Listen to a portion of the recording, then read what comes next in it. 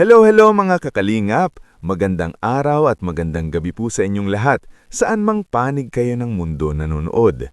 Isang mainit at masayang pagbati sa buong Team Kalingap, sa mga solid supporters, silent viewers, at syempre sa mga tunay na EDC fans dyan.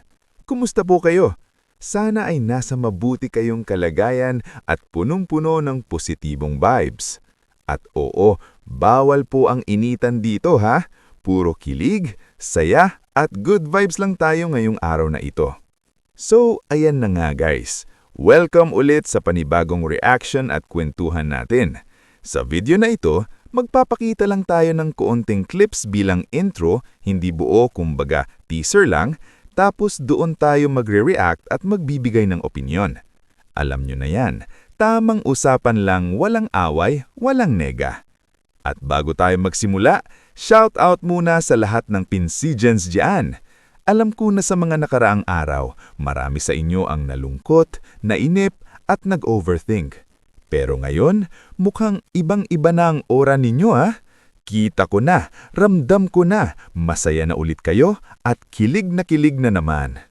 Siyempre, saludo rin sa buong Team Kalingap, sa mga reactors, vloggers at charity vloggers na patuloy na sumusuporta at nagbibigay ng saya sa komunidad. Lalo na kay Kuya Balan Santos matulog na, grabe ang naging epekto ng live kagabi. Reaction sa live and kilig moments. Aminin natin guys ha, last night's live was something else.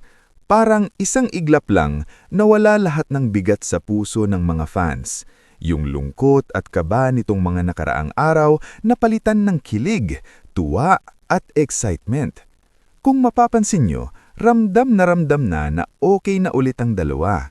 Yung chemistry, nandyan pa rin. Yung lambing, mas ramdam.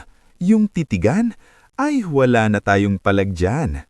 Kaya hindi nakakataka na sobrang kabang-kabang ngayon ang paparating na vlog ng Kalingap Prop.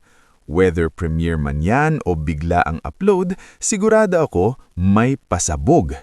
Bago man o pagkatapos ng Pasko, ang mahalaga, darating siya.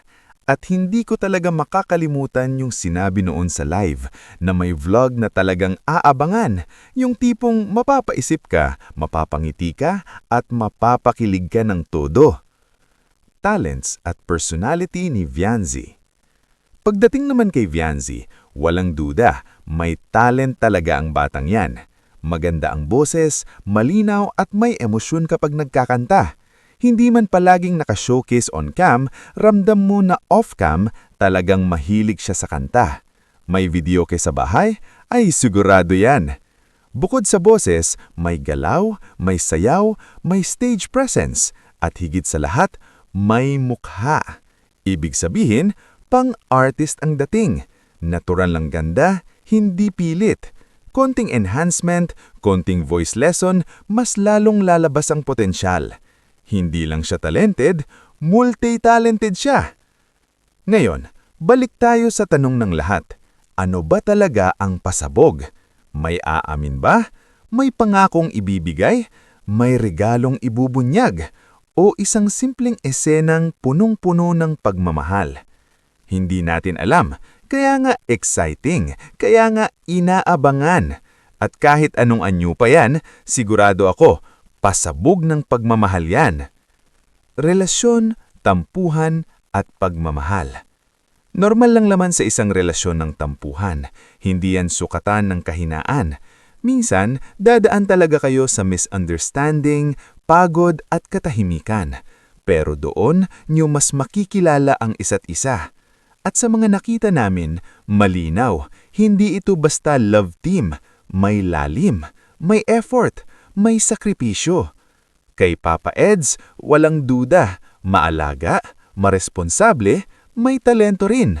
Kumakanta, sumasayaw, nagbabasketball at higit sa lahat, marunong magpahalaga. Yung ginawa niya sa birthday ni Vianzi, hindi biro yon. Ginawa niya ang lahat para maging special at memorable lang araw na yon. Kapag sinabi niyang si Vianzi ang priority, ramdam mo, hindi salita lang, aksyon. At doon sa mga isyong ibinabato, mga paraatang na walang basehan, malaking kasinungalingan yan. Hindi lahat ng chismis ay dapat paniwalaan. Sa mga fans naman, kitang-kita namin kung gaano ninyo silang sinusuportahan at ramdam din namin na totoo ang nararamdaman nila sa isa't isa. Hindi ito scripted, hindi ito pilit. Real love ito. Kaya sa EDSI, isang malaking stay strong, stay in love. Ipaglaban nyo ang nararamdaman nyo. Huwag kayong magpadala sa ingay sa paligid. At kayo naman mga kakalingap, ano ang masasabi nyo? Nakilig ba kayo? Ano ang naramdaman nyo sa kinanta? Ano sa tingin nyo ang pasabog? Comment down below, basahin natin lahat yan. Maraming salamat sa walang sawang pag-like, pag-share at pagsuporta. Advance Merry Christmas at Happy New Year po sa inyong lahat. Hanggang sa muli ulit, bye-bye at maraming salamat po. Hello mga kakalingap! Magandang araw at magandang gabi po sa inyong lahat, saan mang panig kayo ng mundo nanonood. Isang mainit at masayang pagbati sa buong Team Kalingap, sa mga solid supporters, silent viewers, at syempre sa mga tunay na EDSI fans dyan. Kumusta po kayo? Sana ay nasa mabuti kayong kalagayan at punong-puno ng positibong vibes. At oo, bawal po ang initan dito ha. Puro kilig, saya at good vibes lang tayo ngayong araw na ito. So, ayan na nga guys. Welcome ulit sa panibagong reaction at kwentuhan natin. Sa video na ito, magpapakita lang tayo ng kuonting clips bilang intro, hindi buo kumbaga teaser lang, tapos doon tayo magre-react at magbibigay ng opinyon. Alam nyo na yan, tamang usapan lang, walang away, walang nega. At bago tayo magsimula, shout out muna sa lahat ng Pinsigens dyan. Alam ko na sa mga nakaraang araw, marami sa inyo ang nalungkot, nainip at nag-overthink. Pero ngayon, mukhang ibang-iba na ang aura ninyo ah. Kita ko na, ramdam ko na, masaya na ulit kayo at kilig na naman. Siyempre, saludo rin sa buong Team Kalingap, sa mga reactors, vloggers at charity vloggers na patuloy na sumusuporta at nagbibigay ng saya sa komunidad. Lalo na kay Kuya Balan Santos matulog na, grabe ang naging epekto ng live kagabi. Reaction sa live and kilig moments. Aminin natin guys ha, last night's live was something else. Parang isang iglap lang na wala lahat ng bigat sa puso ng mga fans. Yung lungkot at kaba nitong mga nakaraang araw napalitan ng kilig, tuwa at excitement. Kung mapapansin nyo, ramdam na okay na ulit ang dalawa. Yung chemistry, nandyan pa rin. Yung lambing, mas ramdam